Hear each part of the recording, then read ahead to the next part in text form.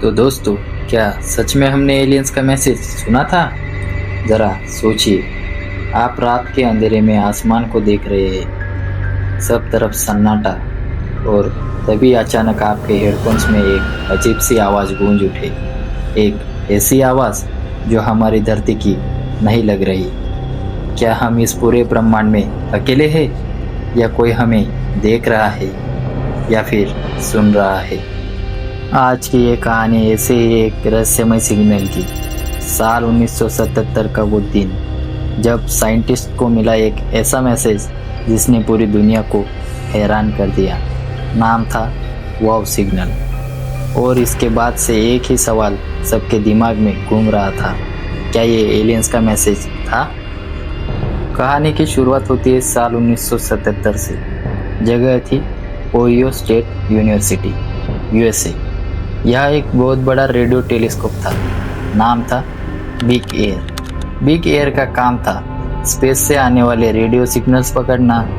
NASA और सेटी के साइंटिस्ट सालों से कोशिश कर रहे थे कि अगर कहीं इंटेलिजेंस एलियंस हो तो उनका सिग्नल पकड़ सके। 15 अगस्त 1977 रात का वक्त था। बाकी दुनिया सो रही थी, लेकिन प्रोफेसर जेरी एहमान डाटा चेक कर रहे थे। हर रोज की तरह डाटा नॉर्मल था। रैंडम नॉइज, स्टैटिस्टिक साउंड, कुछ भी खास नहीं। और फिर अचानक उनकी नज़र एक अजीब पैटर्न पर पड़ी। बस यही वो पल था जिसने स्टोरी बदल दी। जेरी के सामने एक 72 सेकंड का बहुत पावरफुल सिग्नल आया। इतना स्ट्रॉन्ग कि जेरी हैरान हो गए। उन्होंने तुरंत लाल स्याही से उस सिग्नल को सर्कल किया और उसके पास सिर्फ एक वर्ड लिखा, वाव। और यही नाम आज भी उस सिग्नल के साथ जुड़ा हुआ है, वाव सिग्नल। ये सिग्नल आया था हाइड्रोजन फ्रीक्वेंसी पर। हाइड्रोजन जो यूनिवर्सिटी का सबसे कॉमन एलिमेंट है। साइंटिस्ट हमेशा इसी फ्रीक्वेंसी पर एलियंस का मैसेज खोजते थे, क्योंकि ये सबसे साफ फ्रीक्वेंसी होती है। मतलब अगर कोई एलियंस हमसे बात करना चाहे तो यही सबसे परफेक्ट फ्रीक्वेंसी होगी। कूल है ना? सिग्नल 72 सेकंड तक चला और फिर गायब। ना उससे पहले कभी ऐसा सिग्नल आया, ना उसके बाद। साइंटिस्ट ने सब चेक किया, कोई सैटेलाइट, कोई एयरप्लेन और कोई अर्थ सिग्नल, लेकिन कुछ भी मैच नहीं हुआ। जेरी और उनकी टीम ने महीनों तक उसी जगह को ऑब्जर्व किया, लेकिन फिर कभी ऐसा सिग्नल नहीं मिला। सोचिए, जैसे किसी ने बस एक बार कहा हेलो और फिर हमेशा के लिए चुप हो गया। ये कितना डरावना और एक्साइटिंग है एक साथ। वाव सिग्नल को लेकर कई थियरीज बनी। पहली, कॉमेट थियरी। कुछ साइंटिस्ट का मानना था कि ये सिग्नल किसी कॉमेट से आया था, लेकिन बाकी साइंटिस्ट का मानना था नहीं यार, ये फ्रीक्वेंसी इतनी परफेक्ट है कि ये रैंडम कॉमेट से नहीं हो सकता।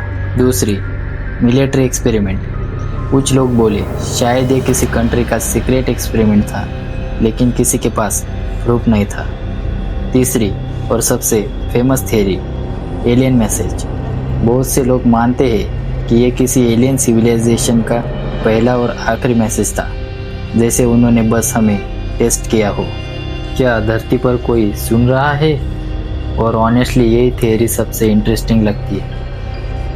लेकिन सोचने वाली बात ये है, अगर ये सच में एलियंस का मैसेज था तो उन्होंने फिर कभी हमसे कांटेक्ट क्यों नहीं किया? क्या वो हमें ऑब्जर्व कर रहे हैं, या वो हमारी टेक्नोलॉजी और बिहेवियर चेक कर रहे हैं, या फिर क्या उन्होंने हमें इग्नोर कर दिया?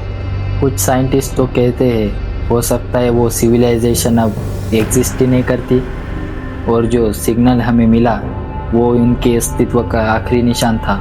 कितना इमोशनल और स्कैरी है ये सोचना। आज 47 साल बाद भी वाव सिग्नल सबसे बड़ा स्पेस मिस्ट्री है। सेटी के साइंटिस्ट आज भी उसी जगह सुनते हैं, लेकिन अब तक कोई सिग्नल नहीं मिला। जेरी एहमान ने बाद में कहा था, जब मैंने वो सिग्नल देखा मेरी धड़कन तेज हो गई। मुझे लगा शायद हम सच में अकेले नहीं हैं। दोस्तों, ब्रह्मांड बहुत बड़ा विशाल है। कौन जाने कहीं दूर कोई हमें सुन रहा हो। वाव सिग्नल हमें रिमाइंड करता है कि हमारी स्टोरी अकेले नहीं है। कहीं ना कहीं शायद कोई हमें जवाब देने की तैयारी कर रहा हो।